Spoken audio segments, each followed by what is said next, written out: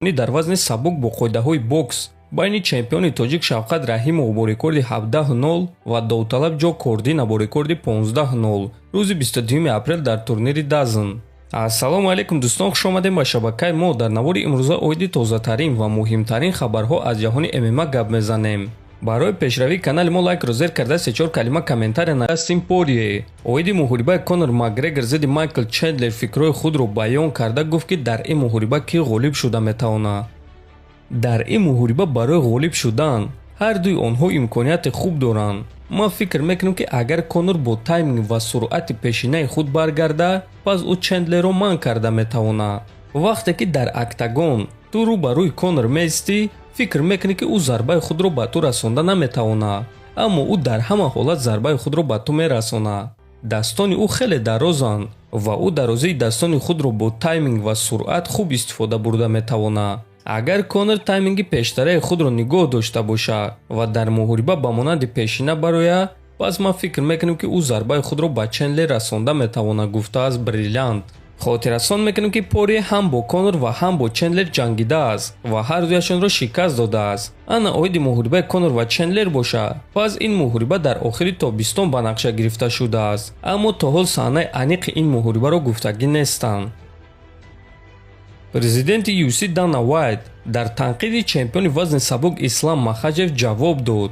хотиррасон мекунем ки Ислам Махаҷев чанд рӯз пеш гуфта буд ки муҳорибаи онҳоро на он қадар хуб пеш бурда истоданд ва биён мебинем ки Дана Вайт ба ӯ чӣ ҷавоб додааст.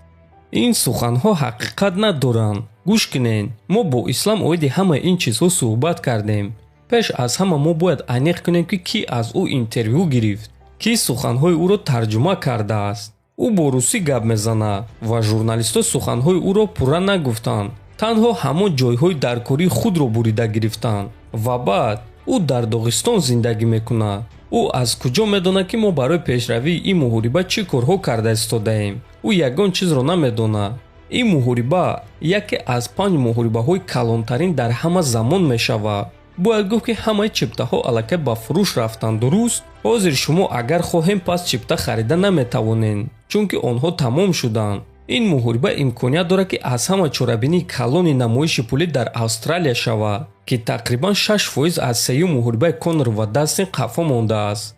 ин турнир аниқ рекорди нав мегузорад. барои ҳамин хандаовар аст шунидан ки мо ин муҳорибаро пеш набурда истодаем, гуфтааст Вайт. ва дӯстон, дар ҳақиқат чиптаҳо барои ин турнир аллакай чанд рӯз пеш тамом шуда буданд.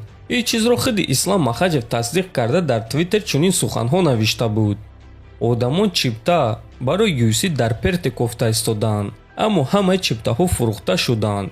аз ҳама муҳорибаи машҳур худи ҳозир Австралия мо нияти шоу ташкил кардан дорем, барои ҳамин омода бошед, навиштааст Махачев. дӯстон, дар ҳақиқат ин муҳорибаи хеле машҳур ва хеле шавқовар аст, аммо статистикаро фиреб дода намешавад. ва дар навори гузашта мо гуфта будем ки чӣ гуна UFC шоуи нави Дана Вайтро пеш бурда истоданд ва чӣ гуна ин муҳорибаро пеш бурда истоданд. ислам гуфтагӣ набуд ки муҳорибаи онҳоро тамоман пеш набурда истоданд. ӯ гуфта буд ки мешуд ки боз ҳам ин муҳорибаро калонтар кунем. аммо чӣ гуна ки мебинем кали Дана Вайт қаҳр кард ва дар ду интервюи худ номи Исламро нагирифт, гӯё ки номи ӯро фаромӯш кардааст. ҳамчунин дӯстон, ба шумо хотиррасон мекунем ки пресс-конференсияи турнири UFC 284 аллакай рӯзи 10 феврал баргузор мегардад ва агар ки шумо тарҷумаи ин пресс-конференсияро интизор бошед, пас ҳатман дар ҳамин навор лайк гузоред. топови ҷангори вазни нимёнаи UFC Ҳамзат Чимаев гуфт ки аз чӣ сабаб барои муҳориба зидди Роберт Уитакер розӣ нашуд. ба ман муҳориба зидди Уитакер дар Австралия дар турнири UFC 284 пешниҳод карданд ва ман розӣ нашудам. гуфтум ки ба Австралия сафар кардан намехоҳам. ман ба онҳо гуфтум ки ба ман муҳорибаи асосии турнир дар Лас Вегас диҳед, ки муҳорибаи 5 раунда бошад, то ин ки баъди ин муҳориба ман барои камарбанд ҷангум. онҳо гуфтанд ки мебинем, аммо ягон кор нашуд. ман аз ин муҳориба отказ накардам. барои ба Австралия рафтан ба ман визаи нав дар кор буд. танҳо аз ҳамин хотир ман розӣ нашудам.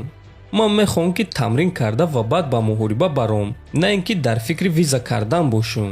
шояд онҳо муҳорибаи Усман ва Эдвардсро интизоранд, барои ҳамин ба ман муҳориба надода истоданд. ман аниқ намедонам ки барои чӣ онҳо ба ман муҳориба надода истоданд. ман ба онҳо гуфтам ки ман тайёрам ва ман тамрин карда омода шудан мегирам. ба ма 4 ё 5 маротиба шартнома барои муҳориба бо Ковингтон равон карданд, аммо ҳар дафъа Ковингтон аз ин муҳориба отказ мекард. Ковингтон барои мо рақиби хуб аст. Ӯ гӯштингир аст ва ман ҳам гӯштингирам, аммо қувва ва греплинги ман зӯртар аст. барои ҳамин ӯ аз ин муҳориба гурехта истодааст. ман худи пагоҳ тайёрам ки бо Ковингтон муҳориба гузаронам, гуфтааст Чимаев. дӯстон, Дана Вайт як феъли бад дорад. ӯ ба ҷангувар рақиб медиҳад ва агар ки ту барои як муҳориба розӣ нашавӣ ё ин ки оиди корҳои ӯ норозигии худро баён кунӣ, пас кал қаҳр мекунад ва якчанд муддат туро фаромӯш мекунад.